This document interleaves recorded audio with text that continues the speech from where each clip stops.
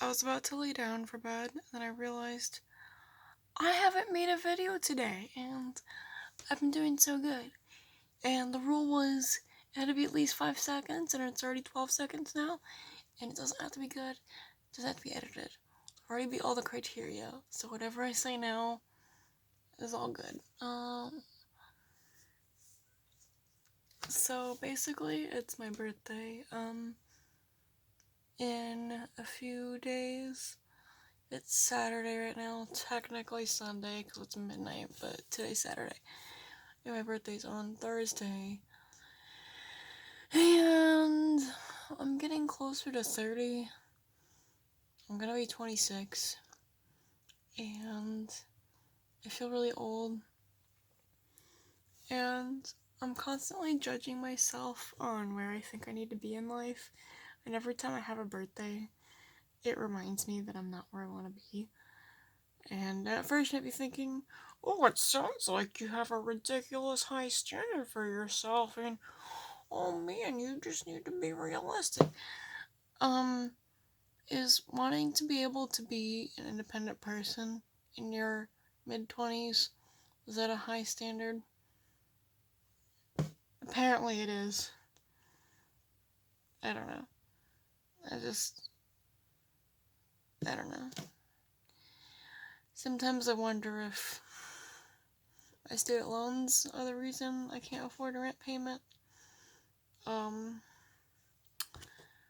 is it my income, or is it both? Like, I need a little more income, and the student loan thing, it's kind of difficult.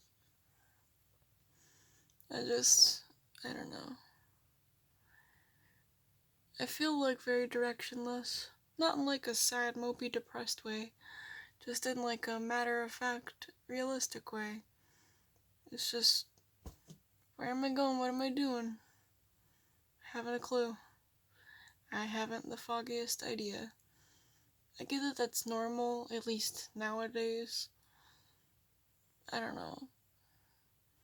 But then, like, other people who are older, when they were 26, they seemed to be farther along in life. And, like, obviously the world changes, but damn, has it changed that much? Like, are you kidding me? My boss, was saying that when he was my age, he had his first kid, and he finished building a house. Like, I'm not interested in having children, so that part didn't concern me, but build your own house when you're my age. I don't have the resources to build a house. Are you kidding me? Like, what? In your mid-20s, you built a house? Maybe times were different and materials were cheaper, maybe permits were easy to get, maybe land was cheaper. Yeah, but even still, you have to have extra capital to be able to buy that stuff in the first place. I don't know. Like, am I not doing enough? Am I not working hard enough? But, like, I'm pretty tired. I feel like I work hard. I don't even work full time because, you know, companies don't really do full time that much anymore. I mean, not in disposable positions like mine.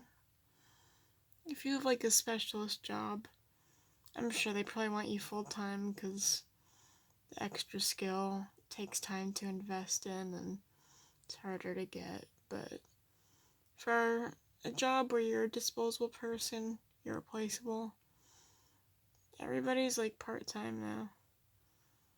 And like, mind you, I have a college degree. I got all A's. And I work at a job where I'm replaceable. Like, everybody likes me there, and I like being there. I like my job. Like, I feel respected by the people around me. I have a good time. I feel appreciated at my job. I like it. But it still doesn't pay my bills. And if they didn't like me, which it's not gonna happen, like, it's a really good environment, and I'm really happy. I'm really thankful for my job. I really appreciate it. But if for some reason they didn't want me, I'm easily replaceable. And that fact alone makes it so I'm just not ready full-time positions. And there's less and less. And we've had some people who are full-time who have to part-time for their own various reasons. Maybe they have a family, or they have other jobs, or, whatever. Those full-time positions aren't being replaced with full-time positions. They're being replaced with, one full-time position will be taken place with 2 part-time positions. So, of course, it's so companies don't have to pay benefits.